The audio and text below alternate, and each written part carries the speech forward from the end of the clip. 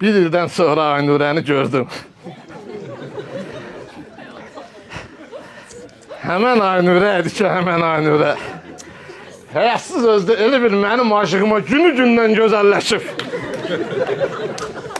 Ay Aynurə, ay Aynurə, ay Aynurə.